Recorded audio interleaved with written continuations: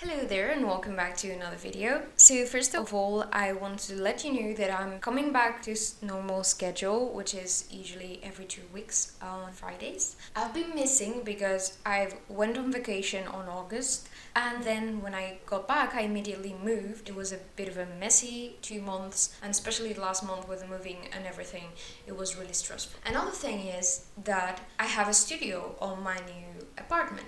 So I'm bringing you on the next video a studio tour, and it's a bit bare, but I'll tell you a bit more about all the moving and everything and how the apartment is. I'll give you a bit of insight on the next video. In this video we're reviewing a very special tablet, and XP Pen contacted me on August about doing this review of the XP Pen Deco Mini 7, but it's a special edition for their 15th anniversary that was on August. They had a sale and everything, but as I was on vacation I couldn't do it before. I'm a bit late to the party, so I'm not sure if this limited edition packaging of the 15th anniversary is available anymore, but if not, I will still leave links to the store because the Deco Mini 7 will still be available just the same, but without the anniversary goodies. Anyway, let me tell you a bit more about this version while you see the unpackaging of the tablet. So about basic packaging of the Deco Mini 7, which will come just the same in a normal package that you can still get on the shop if the other one is not available, will be the tablet, the pen, the cable, which is only one, Android adapters, a couple of them, a metal ring, which I don't know what it was for at the beginning. I was wondering it for a few days and then it came to me. It's actually for taking off the nibs of the pen so you can switch it. And then there's also the replacement nibs, which are 10, I believe. And then on the anniversary edition you also have a couple of goodies. 5 beautifully designed postcards, which are totally adorable. They feature XP Pen's mascot Phoenix on different locations of the world, with also a little tablet character, which is quite cute. But there's also 10 little stickers that I'm really looking forward to use on my sketchbook. I love to decorate my sketchbook with stickers. They are quite tiny, but there are 10, so there's a lot of them to choose from. And then the XP Pen team also sent me the little colorable version of Phoenix. He's a white figure, about 15 centimeters height, and it's quite heavy. I think it was about 300 grams, I believe. I read about it. It was so cool. It's the first time I have a colorable figure, so I'm thinking about painting it and record the process, which is probably going to be a mess. And I was thinking about giving him some sort of costume, so if you have any ideas, please hit me up with them in the comments.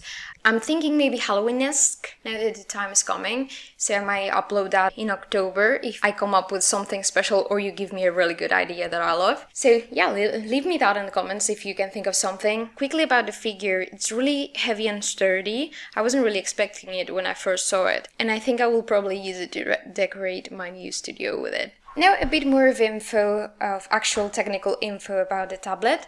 This tablet is approximately 26 centimeters by 16 centimeters, which is a bit bigger than an A5 notebook. If you don't have that notation, because I think it's only for Europe, this is usually the kind of pocket-sized notebook you will have. But the actual working area is only 18 by 11, which is a bit of a smaller area inside the tablet, and it has 8 shortcut keys on one of the sides. You turn it around depending on if you're right-handed or left-handed. It's compatible with most of the usual things, Windows, Mac, but this one is also compatible with Android, which was quite of a novelty to me. You can connect it to your phone or your tablet, and I'm gonna review that in a minute, but let me finish with the specifications of the tablet first. So it's also compatible with most drawing programs, the ones you'll use the most: Painter, Photoshop, Paint Tool Say, Illustrator, Clip Studio, Krita, and all of those. The pen is very lightweight, it's very comfortable to use. It has 2 buttons on the side. One of them is the eraser and another one is for a shortcut, usually right click, but if you don't want that you can always change it. The pen allows for a tilt of 60 degrees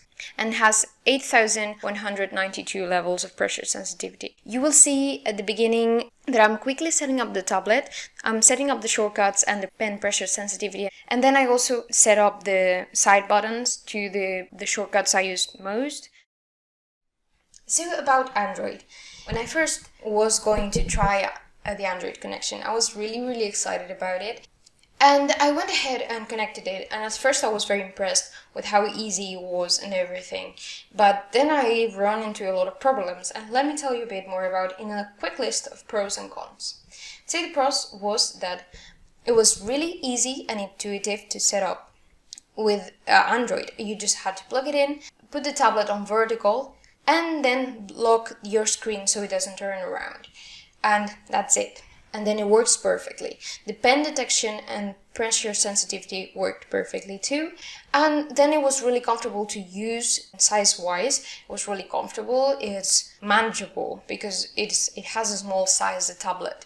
I think if it was bigger, it was probably going to be a bit more annoying, but with this size and the very little cables it comes with, it got really comfortable, which makes me think that it's really travel friendly too. If you're out and about and you have to use it, all of this fits easily on a small backpack. So let's talk a bit about the negatives. And the problem mainly was that the proportions of my phone got messed up with the tablet. This meant that when I worked on the tablet, the proportions didn't translate correctly to the phone. So when I was drawing an actual circle on the tablet, they will come out as ovals. So of course you will see how this will mess up the proportions of your drawings. And I know this is probably the phone's fault. If you use a tablet that's a bit more squared proportioned, it probably will be fine. But with my phone, it wasn't. So, of course, this meant it was impossible to create precise lines or draw details. Of course, I wasn't going to be able to do precise line work or do any precise illustration there. If you're using it for sketching, and even that was hard depending on the program I used, it should be fine. As I said, most of the cons are to blame either on the drawing programs, which some of them were really horrible, and another one is because of the proportions, as I said. So if you have a tablet, this might be really comfortable for you. It is 100% more comfortable than any stylus I've tried in with my phone. So if you're looking forward to drawing your phone, then this is of course much more comfortable. But I don't think I will use any of this much because even sketching was a bit hard. The programs I tried, all of them free, were Autodesk Sketchbook, Photoshop Sketch, and Medibank. And Autodesk Sketchbook I got because I've used it before on my iPad a long time ago when I had no digital tablet. But on the phone, I didn't find an undo button at hand or a shortcut of any type, and it was really making me mad and I couldn't work properly with that and the proportion distortion. It is a program that is very complete, but I think there's a bigger learning curve to get to everything because it's not very manageable. Then I tried Photoshop Sketch, and this one I was actually really pleased with. It's very simple. It only comes with 3 brushes, but you can import your Photoshop brushes if you have. Really, it was quick and fast to get. It had an undo button. Thank you. And I don't know, for sketches and such, I think it was comfortable. I even left it on my phone just in case I get crazy and get to try it again. But then the third was Medibank, which looked really good at first hand. It's very complete. It has a lot of stuff like reads, comic panels and everything. And I was like, wow, this is so good for free software. But then there's no like sketchy brushes. The ones that are not fully opaque, I don't know how to explain it. You see that in the video, instead of doing a sketch with a pencil, this one didn't have it. I tried sketching brushes, and the sketching brushes are fully opaque, kind of like line art. I didn't like that. I hated that a lot. So this one was off too to me. But overall, yeah, no Android connection for me. Not gonna use it probably. I'll have the Photoshop Sketch just in case, but I don't think so.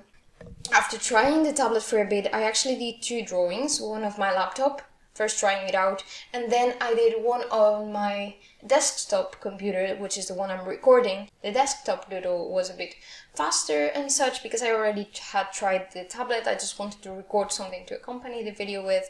I don't know if you like this format more, the one where I record me and the screen versus the one where I record the actual screen of the tablet. This one didn't have a screen, so of course. But if you like this style of recording, let me know so I can, switch it up from time to time. But overall, I was very pleasantly surprised. I had worked with non-screen tablets before. So this is a non-screen tablet, which means you have to draw while looking at your computer screen, not the tablet. It takes a bit of time getting used to. For me, it wasn't more than a couple of weeks of trying to doodle with it. And after that, it's kind of like riding a bicycle. Every time you grab it again, you know how to do it. It's obviously usually more comfortable drawing with a screen, but if your budget doesn't allow it, I think these tablets are really good. And I've seen professional artists that prefer this kind of tablet, so you do you. I was really pleasantly surprised because I thought maybe it was too small to draw on, or I don't know. It's a relatively cheap tablet. The anniversary edition was about $50, I believe. I'm not sure. It's very affordable and very comfortable, and you can travel really easily with it. So a list of the pros will be very simple and intuitive installation and settings. The good thing about non-screen tablets is, yay, no big cable mess. You just have one cable, plug it in, and you're done. So this makes it very travel friendly. Due to this and due to the size of the tablet, which is small, so very easy to carry, it's very light. Then the tablet was very comfortable and it had a really nice feeling to it. I actually liked the feeling of the pen even better than I think I liked the feeling of the pen of the XP Pen Artist 12 Pro, which I reviewed a bit back in the past, but that one, it is an actual screen tablet, so there might be differences because of that. Price quality value seems very good to me, honestly. Between $30 and $50 for a tablet like this, I think is really good if you're beginning and you want to dip your toes on digital art and you want a cheaper alternative. Isn't really a big investment and it will help you get used to digital art, to the feeling of it, and if you like, you can always update later. Then a good thing about this too is if you have a low budget and you don't have a really good computer, these kinds of tablets usually require less of your equipment. These tablets run very smoothly even in laptops.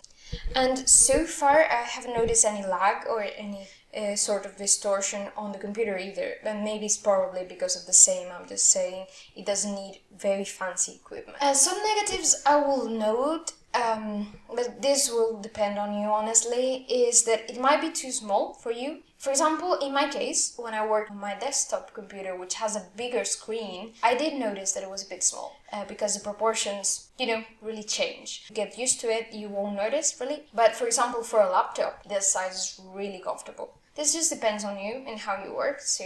Then, just to point something out, it doesn't come with a pen holder or something to put the pen on. Artists tend to lose their tablet pens.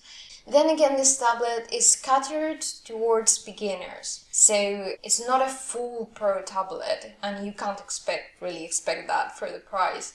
So it's really good for the price, but of course it's not a super pro tablet. But even I have years of experience working with digitally, I had no problem working with it. As I said, I was kind of a surprisingly pleasant experience to work with it. I was kind of expecting me to be a bit harder to work on a non-screen tablet again, but it wasn't. It was really comfortable. And then another negative might be that the Android feature might not be for everyone. But of course, that's not the main use of the tablet, so if you're not fully interested into that, the last one will be that non-screen tablets aren't for everyone.